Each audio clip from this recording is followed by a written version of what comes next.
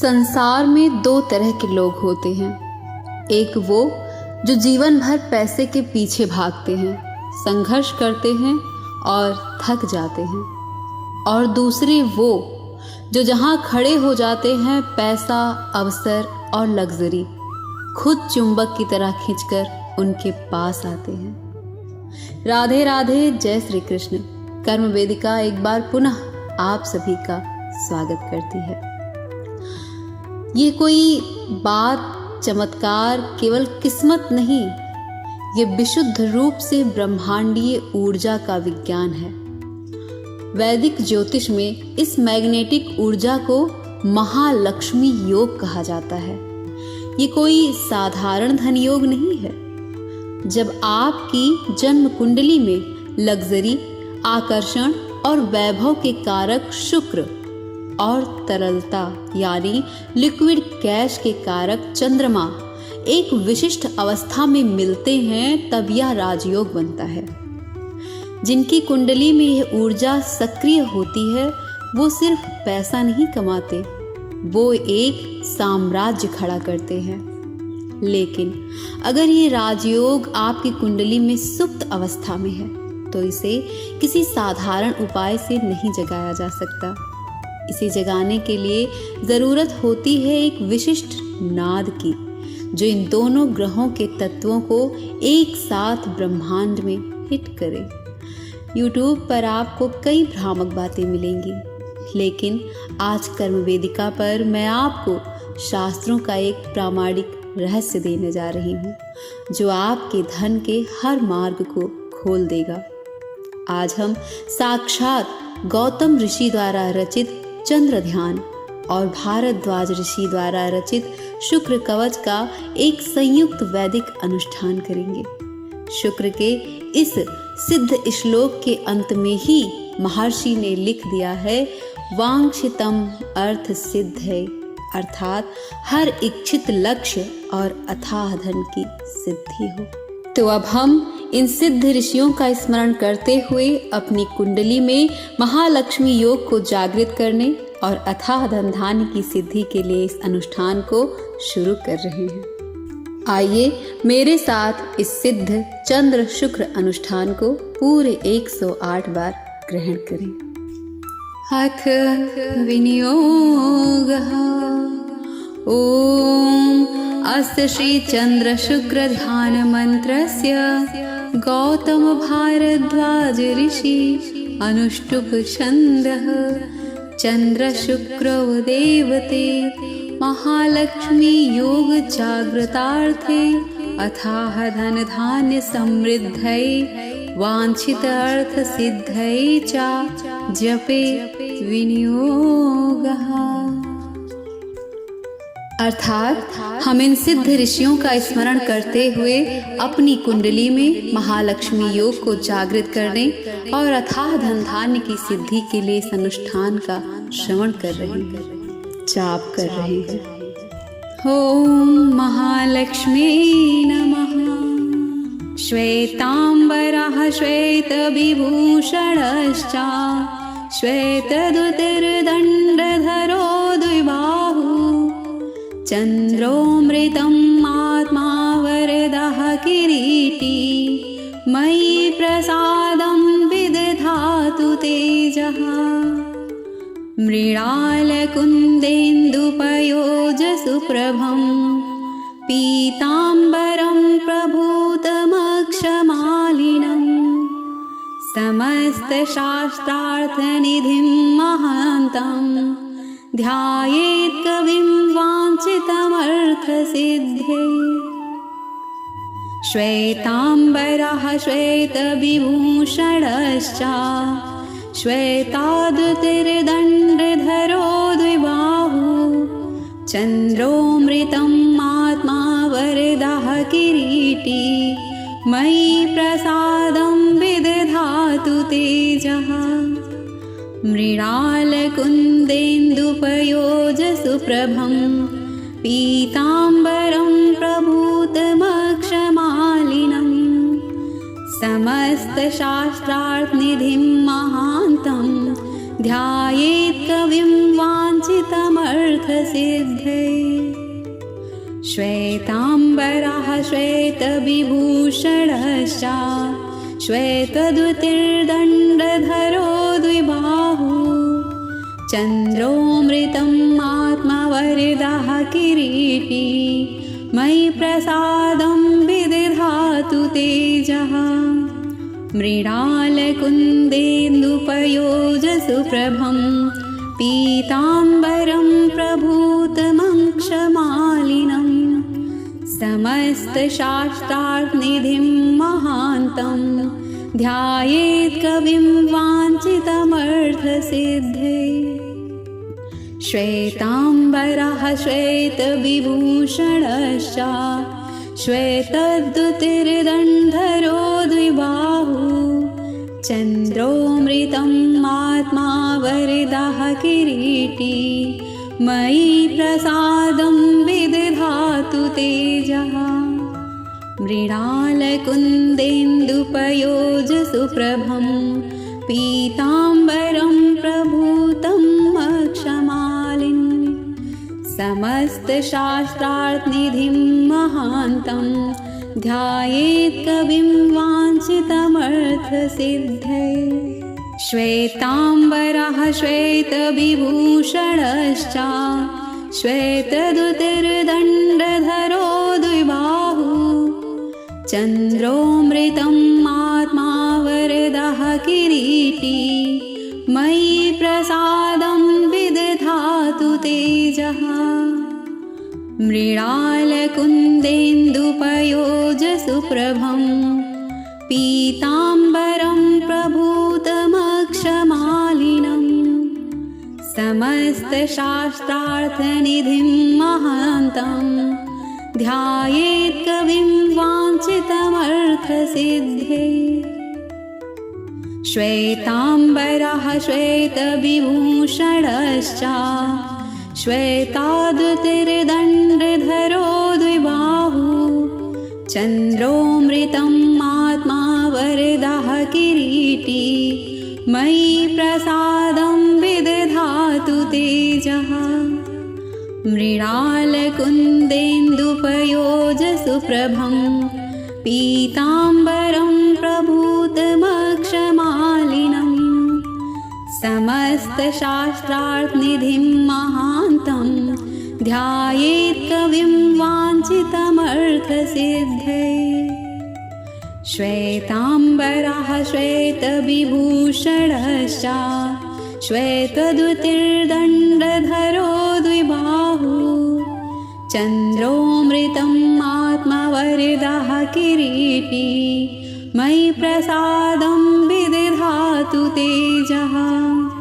मृणालकुन्देन्दुपयोजसुप्रभं पीताम्बरं प्रभूतमक्षमालिनं। समस्तशास्त्रार्थनिधिं महान्तं ध्यायेत् कविं वाञ्छितमर्थसिद्धये। श्वेताम्बरः श्वेतविभूषणश्च श्वेतद्युतिर्दण्डधरो द्विबाहु। चन्द्रोऽमृतम् आत्मा वरदः किरीटी मयि प्रसादं विदधातु तेजः। मृणालकुन्देन्दुपयोजसुप्रभं पीताम्बरं प्रभूतम् अक्षमालिन्। समस्तशास्त्रार्थनिधिं महान्तं ध्यायेत् कविं वाञ्छितमर्थसिद्धये। श्वेताम्बरः श्वेतविभूषणश्च श्वेतद्युतिर्दण्डधरो द्विबाहु। चन्द्रोऽमृतम् आत्मा वरदः किरीटी मयि प्रसादं विदधातु तेजः। मृणालकुन्देन्दुपयोजसुप्रभं पीताम्बरं प्रभूतमक्षमालिनं। समस्तशास्त्रार्थनिधिं महान्तं ध्यायेत् कविं वाञ्छितमर्थसिद्धये। श्वेताम्बरः श्वेतविभूषणश्च श्वेताद्युतिर्दण्डधरो द्विबाहु चन्द्रोऽमृतम् आत्मा वरदः किरीटी मयि प्रसादं विदधातु तेजः मृणालकुन्देन्दुपयोजसुप्रभं पीताम्बरं प्रभूतमक्षमालिनं समस्तशास्त्रार्थनिधिं महान्तं ध्यायेत् कविं वाञ्छितमर्थसिद्धये श्वेताम्बरः श्वेतविभूषणश्च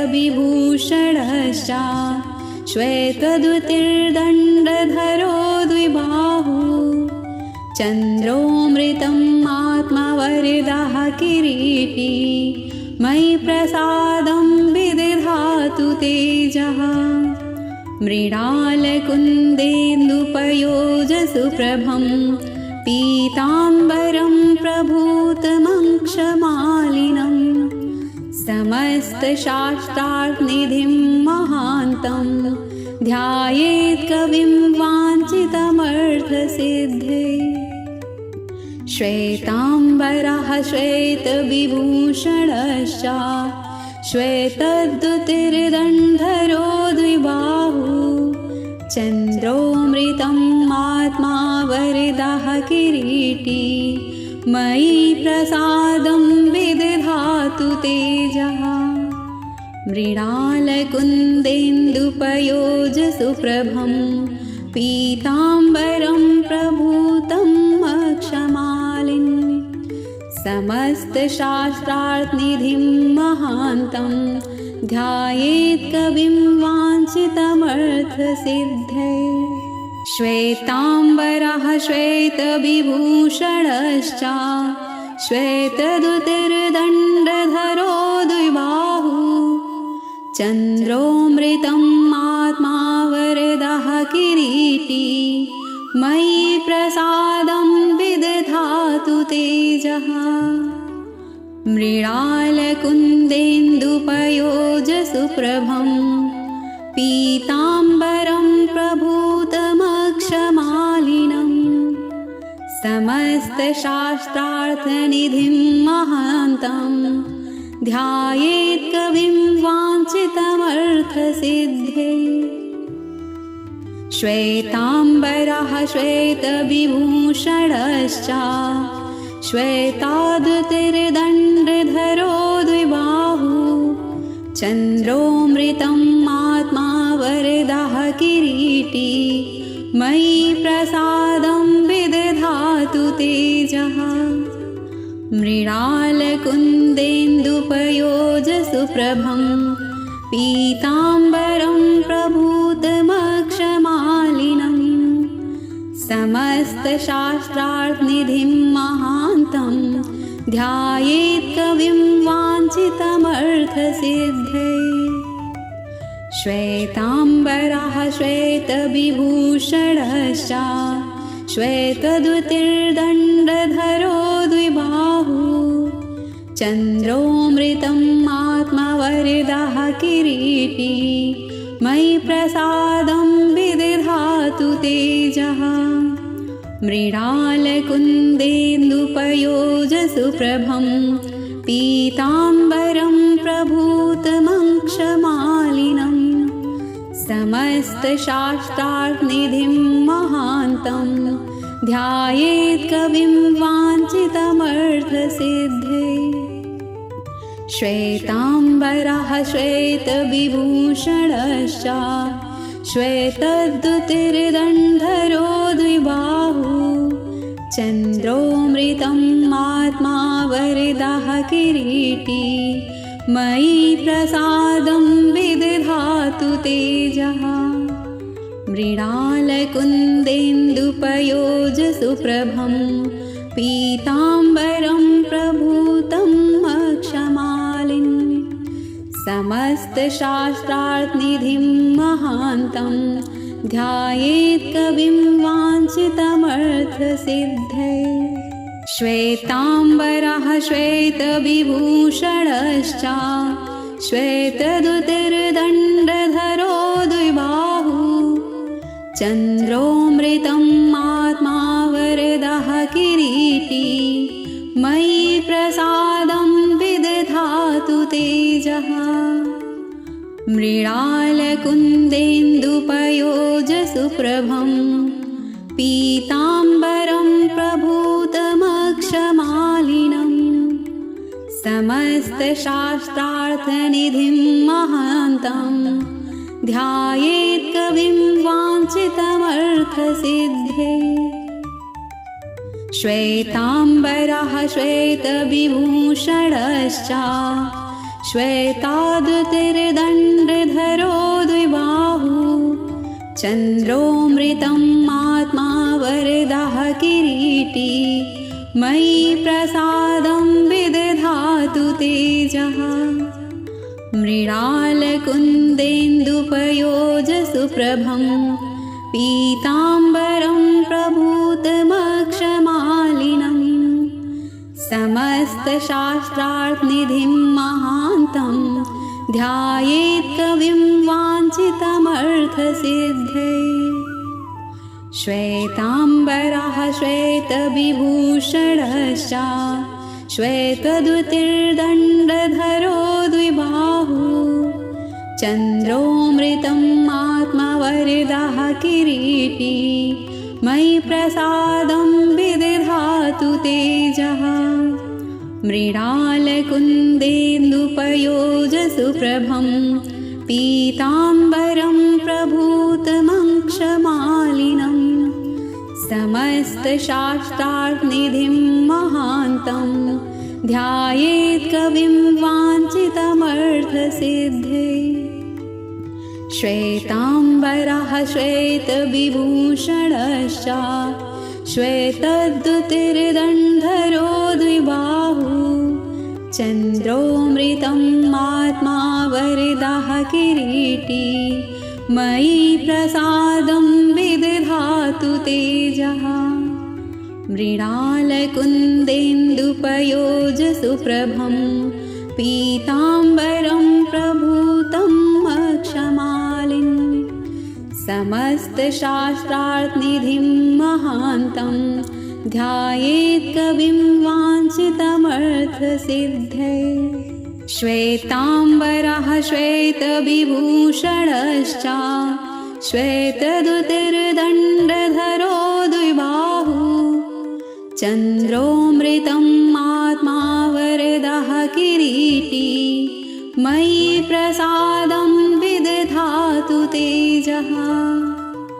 मृणालकुन्देन्दुपयोजसुप्रभं पीताम्बरं प्रभूतमक्षमालिनं समस्तशास्त्रार्थनिधिं महान्तं ध्यायेत् कविं वाञ्छितमर्थसिद्धये श्वेताम्बरः श्वेतविभूषणश्च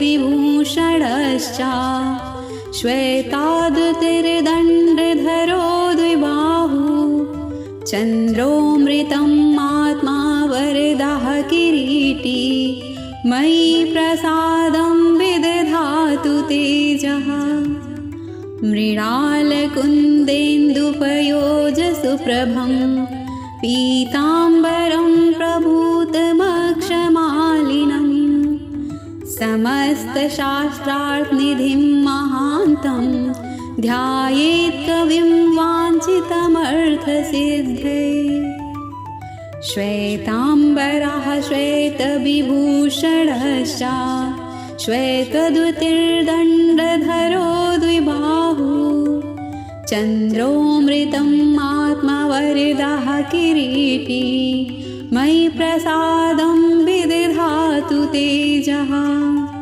मृणालकुन्देन्दुपयोजसुप्रभं पीताम्बरं प्रभूतमक्षमालिनं समस्तशास्त्रार्थनिधिं महान्तं ध्यायेत् कविं वाञ्छितमर्थसिद्धये श्वेताम्बरः श्वेतविभूषणश्च श्वेतद्युतिर्दण्डधरो द्विबाहु चन्द्रोऽमृतम् आत्मा वरदः किरीटी मयि प्रसादं विदधातु तेजः मृणालकुन्देन्दुपयोजसुप्रभं पीताम्बरं प्रभूतं अक्षमालिन् समस्तशास्त्रार्थनिधिं महान्तं ध्यायेत् कविं वाञ्छितमर्थसिद्धये श्वेताम्बरः श्वेतविभूषणश्च श्वेतद्युतिर्दण्डधरो द्विबाहु चन्द्रोऽमृतम् आत्मा वरदः किरीटी मयि प्रसादं विदधातु तेजः मृणालकुन्देन्दुपयोजसुप्रभं पीताम्बरं प्रभूतमक्षमालिनं समस्तशास्त्रार्थनिधिं महान्तं ध्यायेत् कविं वाञ्छितमर्थसिद्धये श्वेताम्बरः श्वेतविभूषणश्च श्वेताद्युतिर्दण्डधरो द्विबाहु चन्द्रोऽमृतम् आत्मा वरदः किरीटी मयि प्रसादं विदधातु तेजः मृणालकुन्देन्दुपयोजसुप्रभं पीताम्बरं प्रभूतमक्षमालिनं समस्तशास्त्रार्थनिधिं महान्तं ध्यायेत् कविं वाञ्छितमर्थसिद्धये श्वेताम्बरः श्वेतविभूषणश्च श्वेतद्युतिर्दण्डधरो द्विबाहु चन्द्रोऽमृतम् आत्मा वरदः किरीटी मयि प्रसादं विदधातु तेजः मृणालकुन्देन्दुपयोजसुप्रभं पीताम्बरं प्रभूतमक्षमालिनं समस्तशास्त्रार्थनिधिं महान्तं ध्यायेत् कविं वाञ्छितमर्थसिद्धये श्वेताम्बरः श्वेतविभूषणश्च श्वेतद्युतिर्दण्डधरो द्विबाहु चन्द्रोऽमृतम् आत्मा वरदः किरीटी मयि प्रसादं विदधातु तेजः मृणालकुन्देन्दुपयोजसुप्रभं पीताम्बरं प्रभूतं अक्षमालिन् समस्तशास्त्रार्थनिधिं महान्तं ध्यायेत् कविं वाञ्छितमर्थसिद्धये श्वेताम्बरः श्वेतविभूषणश्च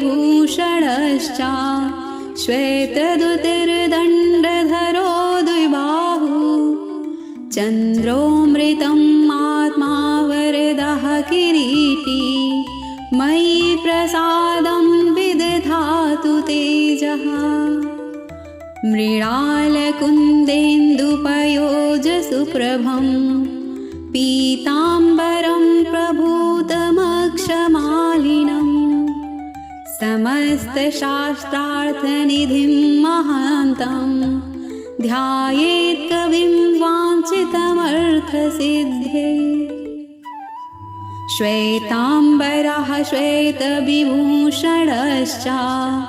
श्वेताद्युतिर्दण्डधरो द्विबाहु चन्द्रोऽमृतम् आत्मा वरदः किरीटी मयि प्रसादं विदधातु तेजः मृणालकुन्देन्दुपयोजसुप्रभं पीताम्बरं प्रभूतमक्षमालिनं समस्तशास्त्रार्थनिधिं महान्तं ध्यायेत् कविं वाञ्छितमर्थसिद्धये श्वेताम्बरः श्वेतविभूषणश्च श्वेतद्युतिर्दण्डधरो द्विबाहु चन्द्रोऽमृतम् आत्मवरदः किरीटी मयि प्रसादं विदधातु तेजः मृणालकुन्देन्दुपयोजसुप्रभं पीताम्बरं प्रभूतमक्षमालिनं समस्तशास्त्रार्थनिधिं महान्तं ध्यायेत् कविं वाञ्छितमर्थसिद्धये श्वेताम्बरः श्वेतविभूषणश्च श्वेतद्युतिर्दण्डधरो द्विबाहु चन्द्रोऽमृतम् आत्मा वरदः किरीटी मयि प्रसादं विदधातु तेजः मृणालकुन्देन्दुपयोजसुप्रभं पीताम्बरं प्रभूतम् अक्षमालिन् समस्तशास्त्रार्थनिधिं महान्तं ध्यायेत् कविं वाञ्छितमर्थसिद्धये श्वेताम्बरः श्वेतविभूषणश्च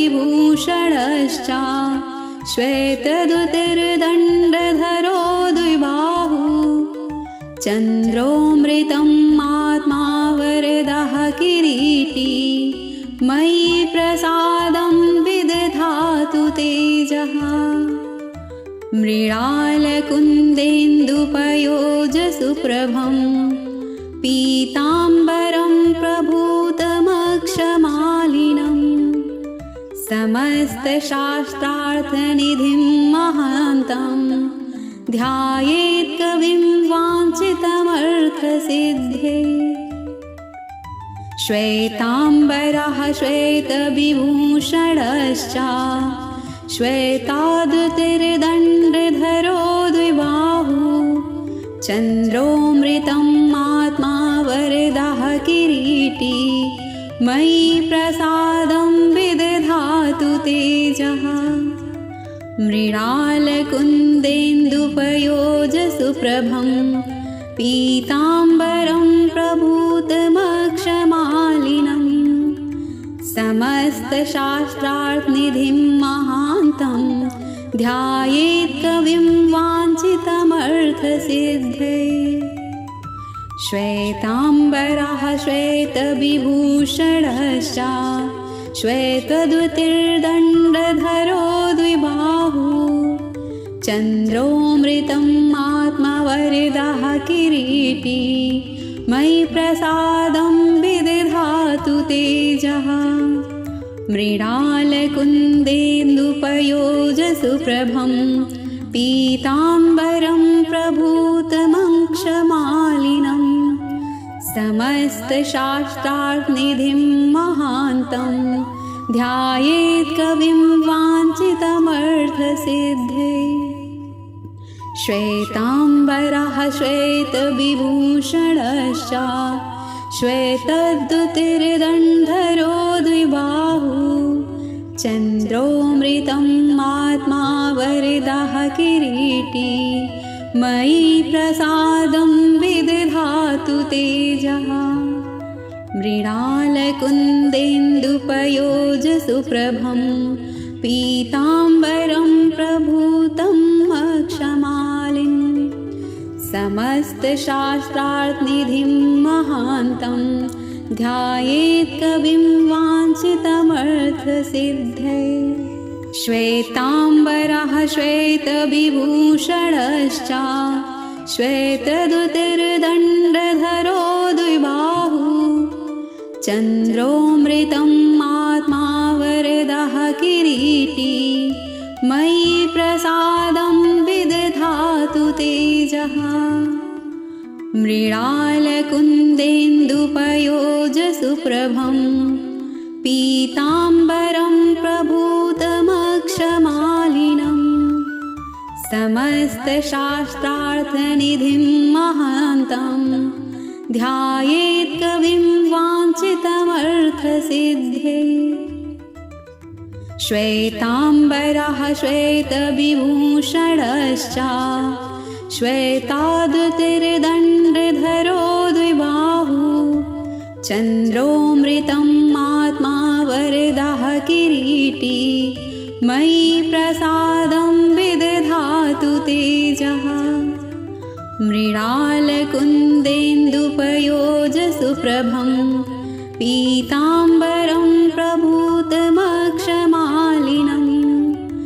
समस्तशास्त्रार्थनिधिं महान्तं ध्यायेत् कविं वाञ्छितमर्थसिद्धये श्वेताम्बरः श्वेतविभूषणश्च श्वेतद्युतिर्दण्डधरो द्विबाहु चन्द्रोऽमृतम् आत्मवरदः किरीटी मयि प्रसादं विदधातु तेजः मृणालकुन्देन्दुपयोजसुप्रभं पीताम्बरं प्रभूतमक्षमालिनं समस्तशास्त्रार्थनिधिं महान्तं ध्यायेत् कविं वाञ्छितमर्थसिद्धये श्वेताम्बरः श्वेतविभूषणश्च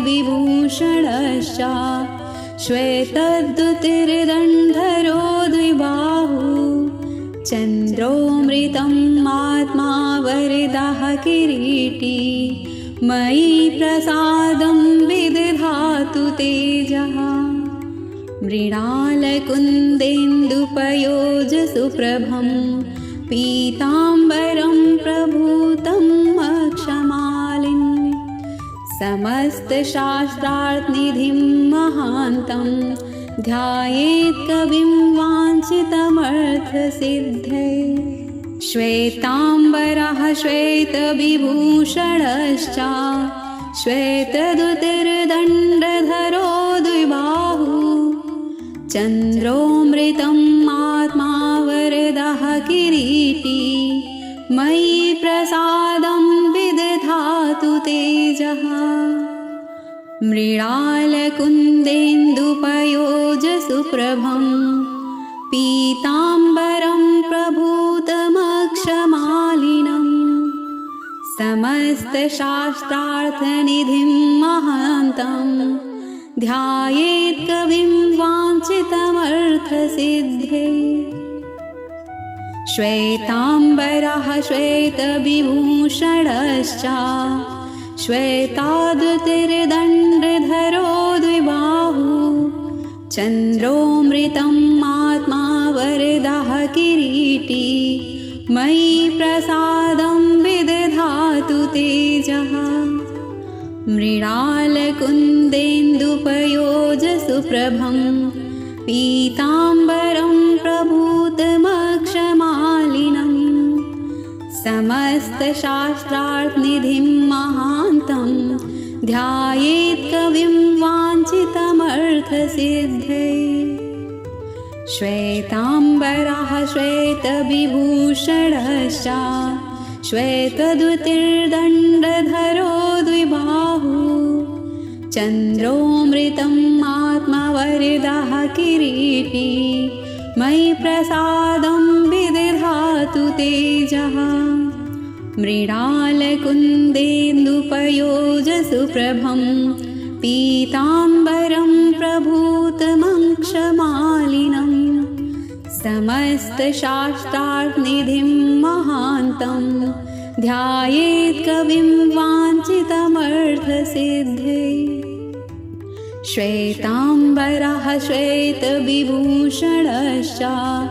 श्वेतद्युतिर्दण्डधरो द्विबाहु चन्द्रोऽमृतम् आत्मा वरदः किरीटी मयि प्रसादं विदधातु तेजः मृणालकुन्देन्दुपयोजसुप्रभं पीताम्बरं प्रभूतम् अक्षमालिन् समस्तशास्त्रार्थनिधिं महान्तं ध्यायेत् कविं वाञ्छितमर्थसिद्धये श्वेताम्बरः श्वेतविभूषणश्च श्वेतद्युतिर्दण्डधरो द्विबाहु चन्द्रोऽमृतम् आत्मा वरदः किरीटी मयि प्रसादं विदधातु ते तेजः मृणालकुन्देन्दुपयोजसुप्रभं पीताम्बरं प्रभूतमक्षमालिनं समस्तशास्त्रार्थनिधिं महान्तं ध्यायेत् कविं वाञ्छितमर्थसिद्धये श्वेताम्बरः श्वेतविभूषणश्च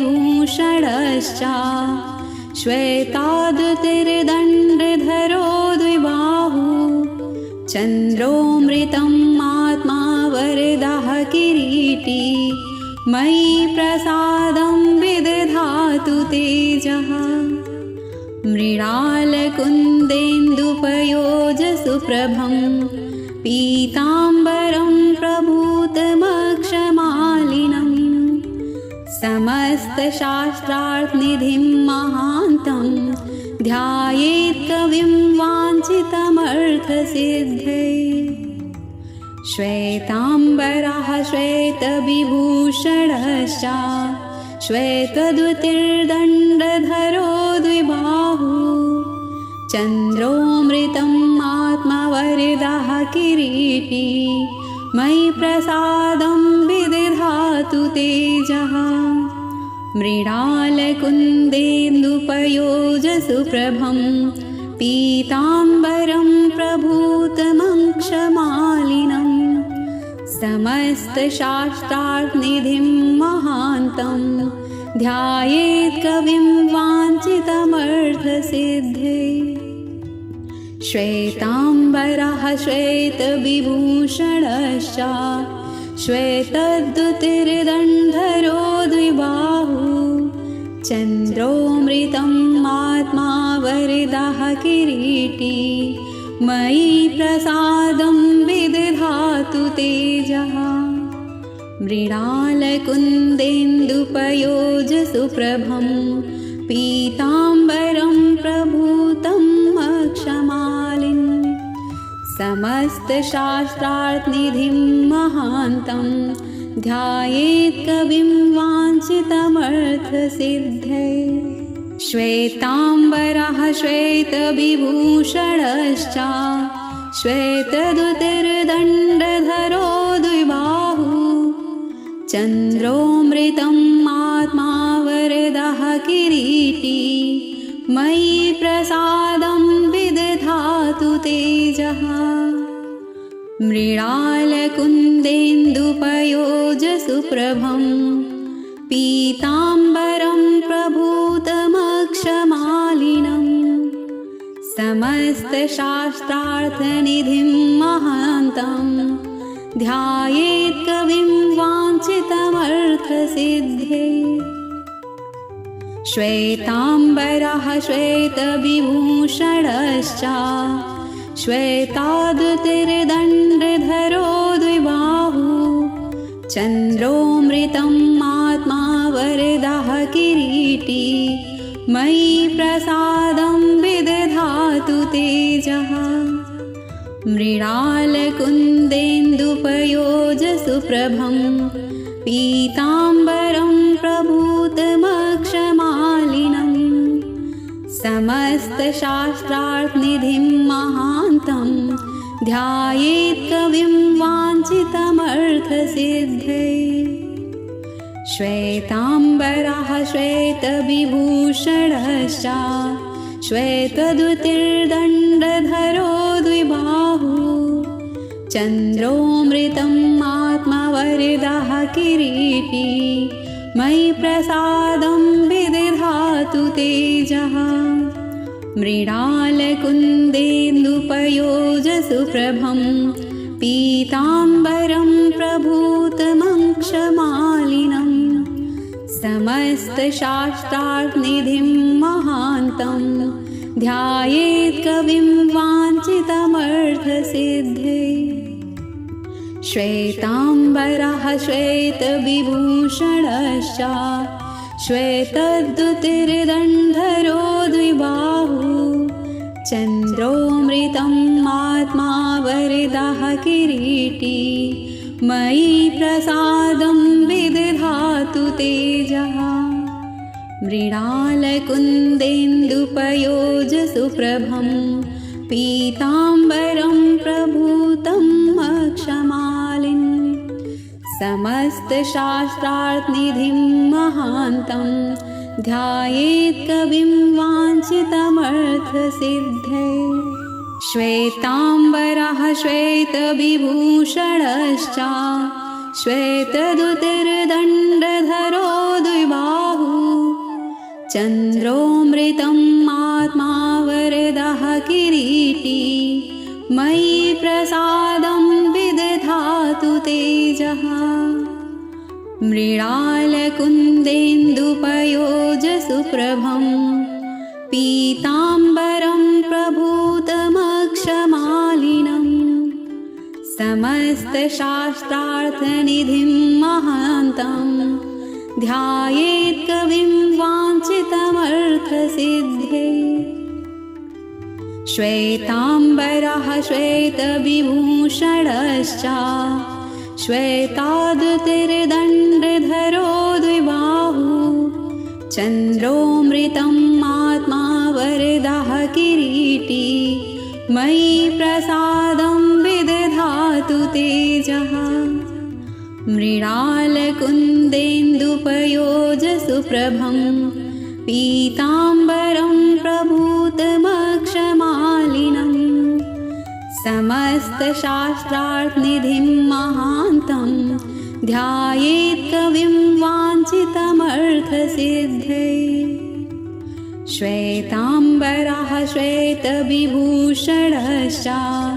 श्वेतदुतिर्दण्डधरो द्विबाहु चन्द्रोऽमृतम् आत्मवरदः किरीटी मयि प्रसादं विदधातु तेजः मृणालकुन्देन्दुपयोजसुप्रभं पीताम्बरं प्रभूतमक्षमालिनं समस्तशास्त्रार्थनिधिं महान्तं ध्यायेत् कविं वाञ्छितमर्थसिद्धये श्वेताम्बरः श्वेतविभूषणश्च श्वेतदुतिर्दण्डधरो द्विबाहु चन्द्रोऽमृतम् आत्मा वरदः किरीटी मयि प्रसादं विदधातु तेजः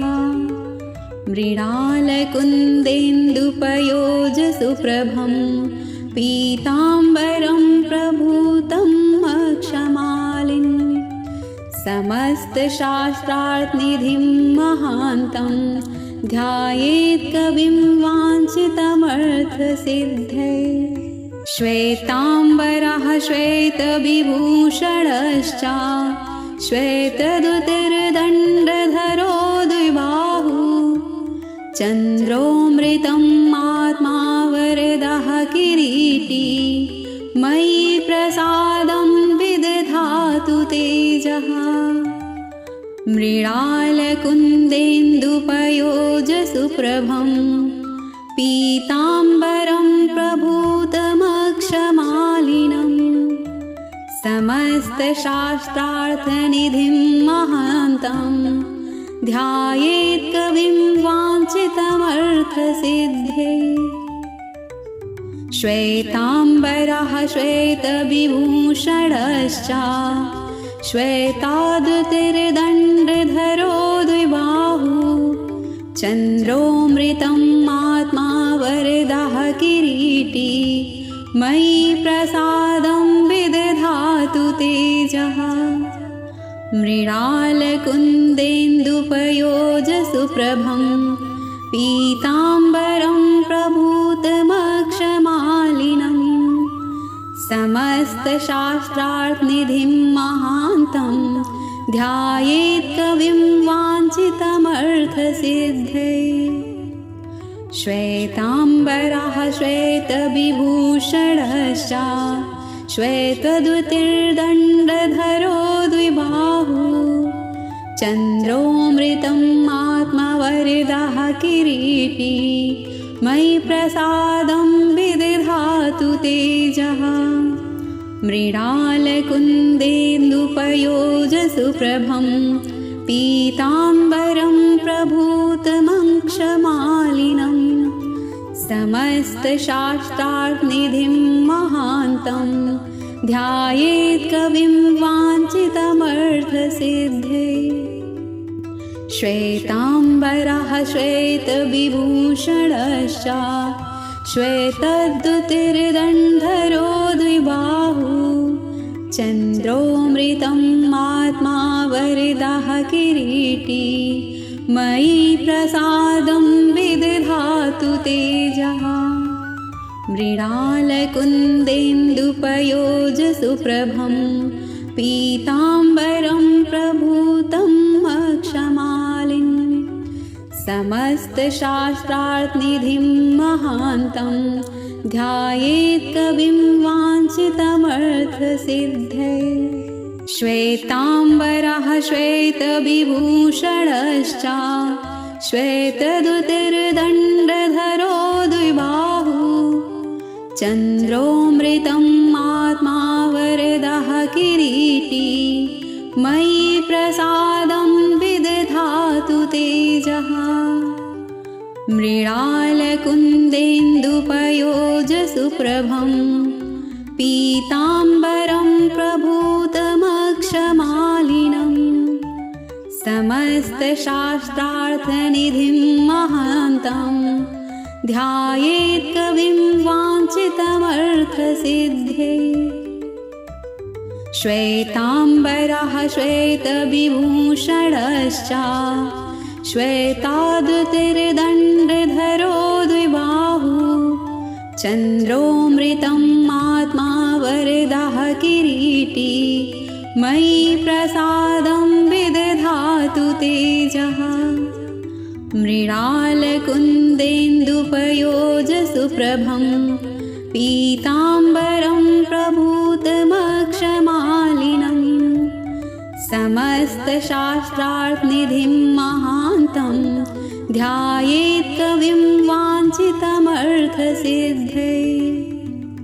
श्वेताम्बरः श्वेतविभूषणश्च श्वेतद्युतिर्दण्डधरो द्विबाहु चन्द्रोऽमृतम् आत्मा वरदः किरीटी मयि प्रसादं विदधातु तेजः।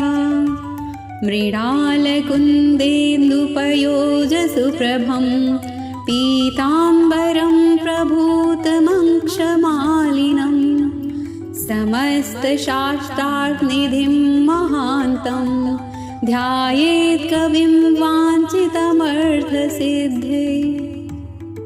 श्वेताम्बरः श्वेतविभूषणश्च श्वेतद्युतिर्दण्डधरो द्विबाहु चन्द्रोऽमृतम् आत्मा वरदः किरीटी मयि प्रसादं विदधातु तेजः। मृणालकुन्देन्दुपयोजसुप्रभं पीताम्बरं प्रभूतम् अक्षमालिन् समस्तशास्त्रार्थनिधिं महान्तं ध्यायेत् कविं वाञ्छितमर्थसिद्धये। श्वेताम्बरः श्वेतविभूषणश्च श्वेतद्युतिर्दण्डधरो द्विबाहु चन्द्रोऽमृतम् आत्मा वरदः किरीटी मयि प्रसादं विदधातु तेजः। मृणालकुन्देन्दुपयोजसुप्रभं पीताम्बरं प्रभूतमक्षमालिनं समस्तशास्त्रार्थनिधिं महान्तं ध्यायेत् कविं वाञ्छितमर्थसिद्धये। श्वेताम्बरः श्वेतविभूषणश्च श्वेताद्युतिर्दण्डधरो द्विबाहु चन्द्रोऽमृतम् आत्मा वरदः किरीटी मयि प्रसादं विदधातु तेजः। मृणालकुन्देन्दुपयोजसुप्रभं सुप्रभं पीताम्बरं प्रभूतमक्षमालिनं समस्तशास्त्रार्थनिधिं महान्तं ध्यायेत् कविं वाञ्छितमर्थसिद्धये। श्वेताम्बरः श्वेतविभूषणश्च श्वेतद्युतिर्दण्डधरो द्विबाहु चन्द्रोऽमृतम् आत्मवरदः किरीटी मयि प्रसादं विदधातु तेजः। मृणालकुन्देन्दुपयोजसुप्रभं पीताम्बरं प्रभूतमक्षमालिनं समस्तशास्त्रार्थनिधिं महान्तं ध्यायेत् कविं वाञ्छितमर्थसिद्धये। श्वेताम्बरः श्वेतविभूषणश्च श्वेतद्युतिर्दण्डधरो द्विबाहु चन्द्रोऽमृतम् आत्मा वरदः किरीटी मयि प्रसादं विदधातु तेजः। मृणालकुन्देन्दुपयोजसुप्रभं पीताम्बरं प्रभूतम् अक्षमालिनं समस्तशास्त्रार्थनिधिं महान्तं ध्यायेत् कविं वाञ्छितमर्थसिद्धये। श्वेताम्बरः श्वेतविभूषणश्च श्वेतद्युतिर्दण्डधरो द्विबाहु चन्द्रोऽमृतम् आत्मा वरदः किरीटी मयि प्रसादं विदधातु तेजः। मृणालकुन्देन्दुपयोजसुप्रभं पीताम्बरं प्रभूतमक्षमालिनं समस्तशास्त्रार्थनिधिं महान्तं ध्यायेत् कविं वाञ्छितमर्थसिद्धये। श्वेताम्बरः श्वेतविभूषणश्च श्वेताद्युतिर्दण्डधरो द्विबाहु चन्द्रोऽमृतम् आत्मा वरदः किरीटी मयि प्रसादं विदधातु तेजः। मृणालकुन्देन्दुपयोजसुप्रभं पीताम्बरं प्रभूतमक्षमालिनं समस्तशास्त्रार्थनिधिं महान्तं ध्यायेत् कविं वाञ्छितमर्थसिद्धये। श्वेताम्बरः श्वेतविभूषणश्च श्वेतद्युतिर्दण्डधरो द्विबाहु चन्द्रोऽमृतम् आत्मवरदः किरीटी मयि प्रसादं विदधातु तेजः। मृणालकुन्देन्दुपयोजसुप्रभं पीताम्बरं प्रभूतमक्षमालिनं समस्तशास्त्रार्थनिधिं महान्तं ध्यायेत् कविं वाञ्छितमर्थसिद्धये। श्वेताम्बरः श्वेतविभूषणश्च श्वेतद्युतिर्दण्डधरो द्विबाहु चन्द्रोऽमृतम् आत्मा वरदः किरीटी मयि प्रसादं विदधातु तेजः।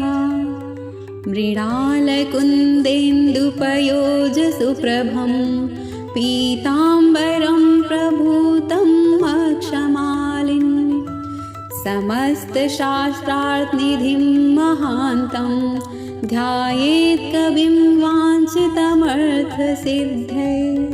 श्वेताम्बरः श्वेतविभूषणश्च श्वेतद्युतिर्दण्डधरो द्विबाहु चन्द्रोऽमृतम् आत्मा वरदः किरीटी मयि प्रसादं विदधातु तेजः। मृणालकुन्देन्दुपयोजसुप्रभं पीताम्बरं प्रभूतमक्षमालिनं समस्तशास्त्रार्थनिधिं महान्तं ध्यायेत् कविं वाञ्छितमर्थसिद्धये। श्वेताम्बरः श्वेतविभूषणश्च श्वेताद्युतिर्दण्डधरो द्विबाहु चन्द्रोऽमृतम् आत्मा वरदः किरीटी मयि प्रसादं विदधातु तेजः। मृणालकुन्देन्दुपयोजसुप्रभं पीताम्बरं प्रभूतमक्षमालिनं समस्तशास्त्रार्थनिधिं महान्तं ध्यायेत् कविं वाञ्छितमर्थसिद्धये। श्वेताम्बरः श्वेतविभूषणश्च श्वेतद्युतिर्दण्डधरो द्विबाहु चन्द्रोऽमृतम् आत्मवरदः किरीटी मयि प्रसादं विदधातु तेजः। मृणालकुन्देन्दुपयोजसुप्रभं पीताम्बरं प्रभूतमक्षमालिनं समस्तशास्त्रार्थनिधिं महान्तं ध्यायेत् कविं वाञ्छितमर्थसिद्धये।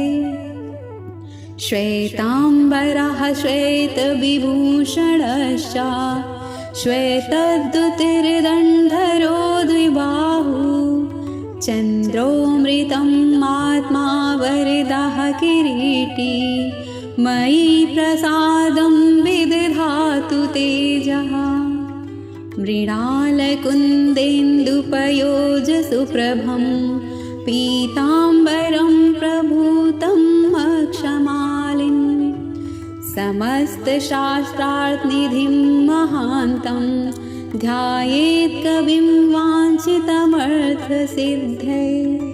श्वेताम्बरः श्वेतविभूषणश्च श्वेतद्युतिर्दण्डधरो द्विबाहु चन्द्रोऽमृतम् आत्मा वरदः किरीटी मयि प्रसादं विदधातु तेजः। मृणालकुन्देन्दुपयोजसुप्रभं पीताम्बरं प्रभूतमक्षमालिनं समस्तशास्त्रार्थनिधिं महान्तं ध्यायेत् कविं वाञ्छितमर्थसिद्धये। श्वेताम्बरः श्वेतविभूषणश्च श्वेताद्युतिर्दण्डधरो द्विबाहु चन्द्रोऽमृतम् आत्मा वरदः किरीटी मयि प्रसादं विदधातु तेजः। मृणालकुन्देन्दुपयोजसुप्रभं पीताम्बरं प्रभूतमक्षमालिनं समस्तशास्त्रार्थनिधिं महान्तं ध्यायेत् कविं वाञ्छितमर्थसिद्धये। श्वेताम्बरः श्वेतविभूषणश्च श्वेतद्युतिर्दण्डधरो द्विबाहु चन्द्रोऽमृतम् आत्मा वरदः किरीटी मयि प्रसादं विदधातु तेजः। मृणालकुन्देन्दुपयोजसुप्रभं पीताम्बरं प्रभूतमक्षमालिनं समस्तशास्त्रार्थनिधिं महान्तं ध्यायेत् कविं वाञ्छितमर्थसिद्धये। श्वेताम्बरः श्वेतविभूषणश्च श्वेतद्युतिर्दण्डधरो द्विबाहु चन्द्रोऽमृतम् आत्मा वरदः किरीटी मयि प्रसादं विदधातु तेजः। मृणालकुन्देन्दुपयोजसुप्रभं पीताम्बरं प्रभूतम् अक्षमालिन् समस्तशास्त्रार्थनिधिं महान्तं ध्यायेत् कविं वाञ्छितमर्थसिद्धये। श्वेताम्बरः श्वेतविभूषणश्च श्वेतदुतिर्दण्डधरो द्विबाहु चन्द्रोऽमृतम् आत्मा वरदः किरीटी मयि प्रसादं विदधातु तेजः। मृणालकुन्देन्दुपयोजसुप्रभं पीताम्बरं प्रभूतमक्षमालिनं समस्तशास्त्रार्थनिधिं महान्तं ध्यायेत् कविं वाञ्छितमर्थसिद्धये। श्वेताम्बरः श्वेतविभूषणश्च श्वेतादुतिर्दण्डधरो द्विबाहु चन्द्रोऽमृतम् आत्मा वरदः किरीटी मयि प्रसादं विदधातु तेजः। मृणालकुन्देन्दुपयोजसुप्रभं पीताम्बरं प्रभूतमक्षमालिनं समस्तशास्त्रार्थनिधिं महान्तं ध्यायेत् कविं वाञ्छितमर्थसिद्धये। श्वेताम्बरः श्वेतविभूषणश्च श्वेतदुतिर्दण्डधरो द्विबाहु चन्द्रोऽमृतम् आत्मवरदः किरीटी मयि प्रसादं विदधातु तेजः। मृणालकुन्देन्दुपयोजसुप्रभं पीताम्बरं प्रभूतमक्षमालिनं समस्तशास्त्रार्थनिधिं महान्तं ध्यायेत् कविं वाञ्छितमर्थसिद्धये। श्वेताम्बरः श्वेतविभूषणश्च श्वेतदुतिर्दण्डधरो द्विबाहु चन्द्रोऽमृतम् आत्मा वरदः किरीटी मयि प्रसादं विदधातु तेजः। मृणालकुन्देन्दुपयोजसुप्रभं पीताम्बरं प्रभूतम् अक्षमालिन् समस्तशास्त्रार्थनिधिं महान्तं ध्यायेत् कविं वाञ्छितमर्थसिद्धये। श्वेताम्बरः श्वेतविभूषणश्च श्वेतदुतिर्दण्डधरो द्विबाहु चन्द्रोऽमृतम् आत्मा वरदः किरीटी मयि प्रसादं विदधातु तेजः। मृणालकुन्देन्दुपयोजसुप्रभं पीताम्बरं प्रभूतमक्षमालिनं समस्तशास्त्रार्थनिधिं महान्तं ध्यायेत् कविं वाञ्छितमर्थसिद्धये। श्वेताम्बरः श्वेतविभूषणश्च श्वेतादुतिर्दण्डधरो द्विबाहु चन्द्रोऽमृतम् आत्मा वरदः किरीटी मयि प्रसादं विदधातु तेजः।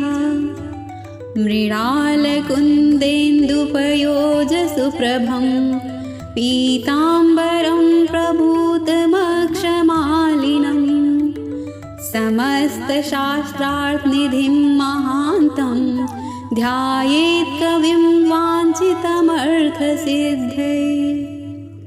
श्वेताम्बरः श्वेतविभूषणश्च श्वेतदुतिर्दण्डधरो द्विबाहु चन्द्रोऽमृतम् आत्मवरदः किरीटी मयि प्रसादं विदधातु तेजः। मृणालकुन्देन्दुपयोजसुप्रभं पीताम्बरं प्रभूतमक्षमालिनं समस्तशास्त्रार्थनिधिं महान्तं ध्यायेत् कविं वाञ्छितमर्थसिद्धये।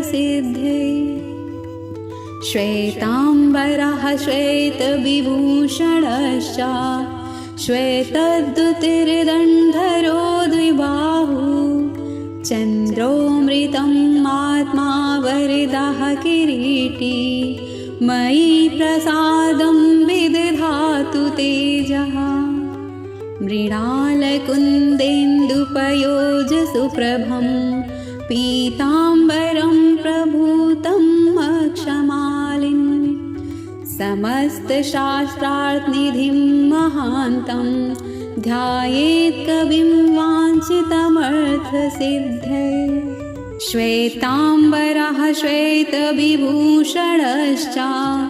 श्वेतद्युतिर्दण्डधरो द्विबाहु चन्द्रोऽमृतम् आत्मा वरदः किरीटी मयि प्रसादं विदधातु तेजः मृणालकुन्देन्दुपयोजसुप्रभं पीताम्बरं प्रभूतमक्षमालिनं समस्तशास्त्रार्थनिधिं महान्तं ध्यायेत् कविं वाञ्छितमर्थसिद्धये श्वेताम्बरः श्वेतविभूषणश्च श्वेताद्युतिर्दण्डधरो द्विबाहु चन्द्रोऽमृतम् आत्मा वरदः किरीटी मयि प्रसादं विदधातु तेजः मृणालकुन्देन्दुपयोजसुप्रभं पीताम्बरं प्रभूतमक्षमालिनं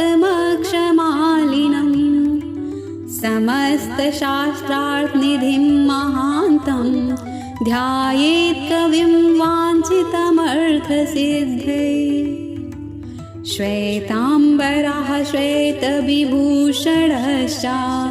श्वेतद्युतिर्दण्डधरो द्विबाहु चन्द्रोऽमृतम् आत्मा वरदः किरीटी मयि प्रसादं विदधातु तेजः मृणालकुन्देन्दुपयोजसुप्रभं पीताम्बरं प्रभूतमक्षमालिनं समस्तशास्त्रार्थनिधिं महान्तं ध्यायेत् कविं वाञ्छितमर्थसिद्धये श्वेताम्बरः श्वेतविभूषणश्च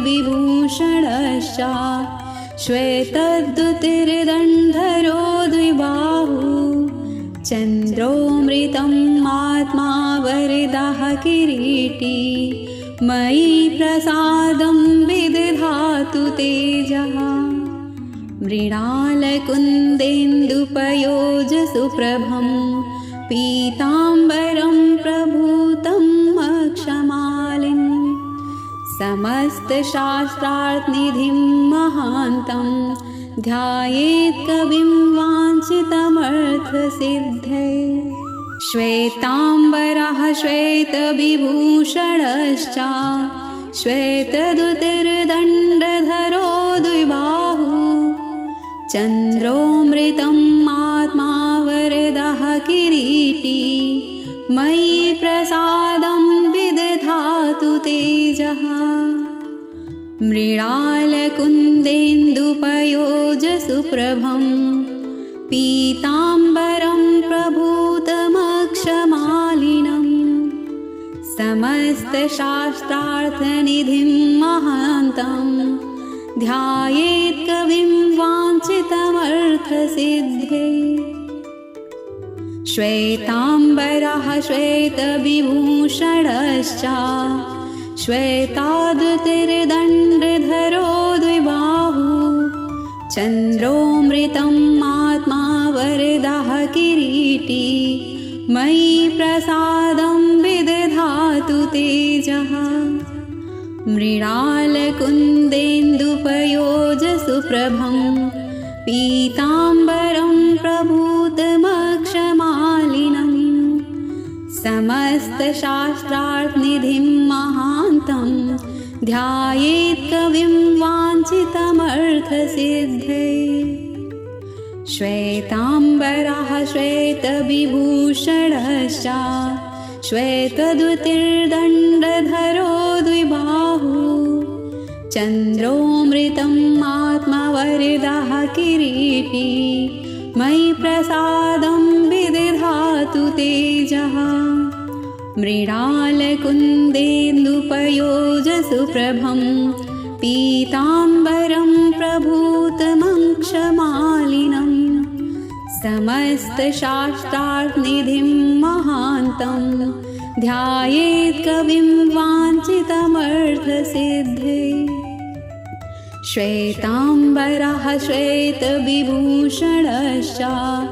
श्वेतद्युतिर्दण्डधरो द्विबाहु चन्द्रोऽमृतम् आत्मा वरदः किरीटी मयि प्रसादं विदधातु तेजः मृणालकुन्देन्दुपयोजसुप्रभं पीताम्बरं प्रभूतम् अक्षमालिन् समस्तशास्त्रार्थनिधिं महान्तं ध्यायेत् कविं वाञ्छितमर्थसिद्धये श्वेताम्बरः श्वेतविभूषणश्च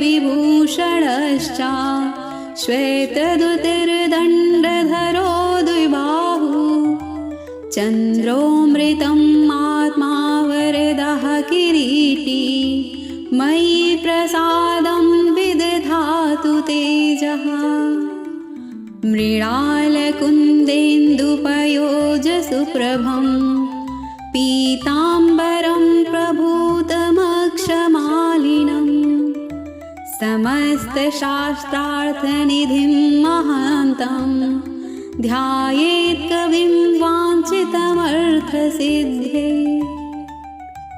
श्वेताम्बरः श्वेतविभूषणश्च श्वेताद्युतिर्दण्डधरो द्विबाहु चन्द्रोऽमृतम् आत्मा वरदः किरीटी मयि प्रसादं विदधातु तेजः मृणालकुन्देन्दुपयोजसुप्रभं पीताम्बरं प्रभूतमक्षमालिनं समस्तशास्त्रार्थनिधिं महान्तं ध्यायेत् कविं वाञ्छितमर्थसिद्धये श्वेताम्बरः श्वेतविभूषणश्च श्वेतद्युतिर्दण्डधरो द्विबाहु चन्द्रोऽमृतम् आत्मवरदः किरीटी मयि प्रसादं विदधातु तेजः मृणालकुन्देन्दुपयोजसुप्रभं पीताम्बरं प्रभूतमङ्क्षमालिनं समस्तशास्त्रार्थनिधिं महान्तं ध्यायेत् कविं वाञ्छितमर्थसिद्धये श्वेताम्बरः श्वेतविभूषणश्च श्वेतद्युतिर्दण्डधरो द्विबाहु चन्द्रोऽमृतम् आत्मा वरदः किरीटी मयि प्रसादं विदधातु तेजः मृणालकुन्देन्दुपयोजसुप्रभं पीताम्बरं प्रभूतम् अक्षमालिन् समस्तशास्त्रार्थनिधिं महान्तं ध्यायेत् कविं वाञ्छितमर्थसिद्धये श्वेताम्बरः श्वेतविभूषणश्च श्वेतद्युतिर्दण्डधरो द्विबाहु चन्द्रोऽमृतम् आत्मा वरदः किरीटी मयि प्रसादं विदधातु तेजः मृणालकुन्देन्दुपयोजसुप्रभं पीताम्बरं प्रभूतमक्षमालिनं समस्तशास्त्रार्थनिधिं महान्तं ध्यायेत् कविं वाञ्छितमर्थसिद्धये श्वेताम्बरः श्वेतविभूषणश्च श्वेताद्युतिर्दण्डधरो द्विबाहु चन्द्रोऽमृतम् आत्मा वरदः किरीटी मयि प्रसादं विदधातु तेजः मृणालकुन्देन्दुपयोजसुप्रभं पीताम्बरं प्रभूतमक्षमालिनं समस्तशास्त्रार्थनिधिं महान्तं ध्यायेत्कविं वाञ्छितमर्थसिद्धये श्वेताम्बरः श्वेतविभूषणश्च श्वेतद्युतिर्दण्डधरो द्विबाहु चन्द्रोऽमृतम् आत्मवरदः किरीटी मयि प्रसादं विदधातु तेजः मृणालकुन्देन्दुपयोजसुप्रभं पीताम्बरं प्रभूतमक्षमालिनं समस्तशास्त्रार्थनिधिं महान्तं ध्यायेत्कविं वाञ्छितमर्थसिद्धये श्वेताम्बरः श्वेतविभूषणश्च श्वेतद्युतिर्दण्डधरो द्विबाहु चन्द्रोऽमृतम् आत्मा वरदः किरीटी मयि प्रसादं विदधातु तेजः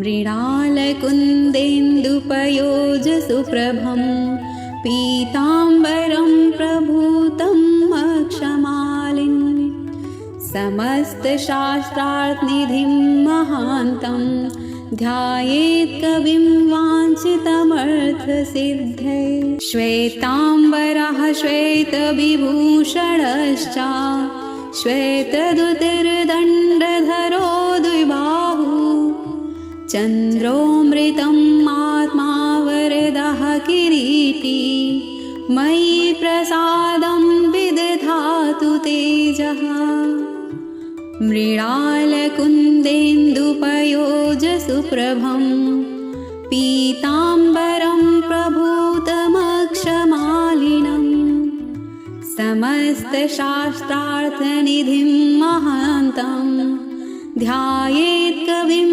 वाञ्छितमर्थसिद्धये श्वेताम्बरः श्वेतविभूषणश्च श्वेताद्युतिर्दण्डधरो द्विबाहु चन्द्रोऽमृतम् आत्मा वरदः किरीटी मयि प्रसादं विदधातु तेजः मृणालकुन्देन्दुपयोजसुप्रभं पीताम्बरं प्रभूतमक्षमालिनं समस्तशास्त्रार्थनिधिं महान्तं ध्यायेत्कविं वाञ्छितमर्थसिद्धये श्वेताम्बरः श्वेतविभूषणश्च श्वेतद्युतिर्दण्डधरो द्विबाहु चन्द्रोऽमृतम् आत्मा वरदः किरीटी मयि प्रसादं विदधातु तेजः मृणालकुन्देन्दुपयोजसुप्रभं पीताम्बरं प्रभूतमक्षमालिनं समस्तशास्त्रार्थनिधिं महान्तं ध्यायेत्कविं वाञ्छितमर्थसिद्धये श्वेताम्बरः श्वेतविभूषणश्च श्वेतद्युतिर्दण्डधरो द्विबाहु चन्द्रोऽमृतम् आत्मा वरदः किरीटी मयि प्रसादं विदधातु तेजः मृणालकुन्देन्दुपयोजसुप्रभं पीताम्बरं प्रभूतम् अक्षमालिन् समस्तशास्त्रार्थनिधिं महान्तं ध्यायेत्कविं वाञ्छितमर्थसिद्धये शास्त्रों में इस चंद्र शुक्र अनुष्ठान की अचूक फलश्रुति बताई गई है। जो भी जातक पूर्ण विश्वास के साथ इसे सुनता है, चंद्रमा की कृपा से उसके जीवन में धन का अविरल प्रवाह शुरू होता है और भारद्वाज ऋषि के इस कवच से उसे वो लग्जरी और मनचाहा धन प्राप्त होता है जिसकी उसने केवल कल्पना की होती है। देखिए, इस सिद्ध ऊर्जा को आपने महसूस किया होगा, लेकिन एक कड़वा ब्रह्मांडीय सच यह भी है कि आपकी जन्म कुंडली इस ब्रह्मांड का वो यूनिक ब्लूप्रिंट है जो दुनिया में किसी और के पास नहीं है। हो सकता है आपकी कुंडली में अरबपति बनने का ये महालक्ष्मी योग बन रहा हो, लेकिन किसी एक पापी ग्रह की छोटी सी दृष्टि ने उस पूरे साम्राज्य पर ताला लगा रखा हो। आप अंधेरे में तीर चलाने के लिए नहीं बने हैं। अपने करियर, अपने व्यापार और अपनी कुंडली में छिपे उन अचूक वित्तीय राजयोगों को पूरी तरह डिकोड करने के लिए आज ही कर्म वेदिका से एक बार संपर्क अवश्य करें। स्क्रीन पर दिए गए नंबर पर अभी मैसेज करें और अपनी कुंडली का एक वैज्ञानिक, तार्किक और गहराई से विश्लेषण करवाएं। जानें कि ब्रह्मांड ने आपके लिए कौन सा साम्राज्य तय कर रखा है। वीडियो को लाइक ज़रूर करें, चैनल को सब्सक्राइब करें और इस कॉस्मिक ऊर्जा से जुड़ने के लिए कमेंट में पूरे विश्वास के साथ लिखें, ओम महालक्ष्मी नमः। मिलते हैं अगले वीडियो में, तब तक के लिए अपना और अपनों का ख्याल रखिए। राधे राधे, जय श्री कृष्ण।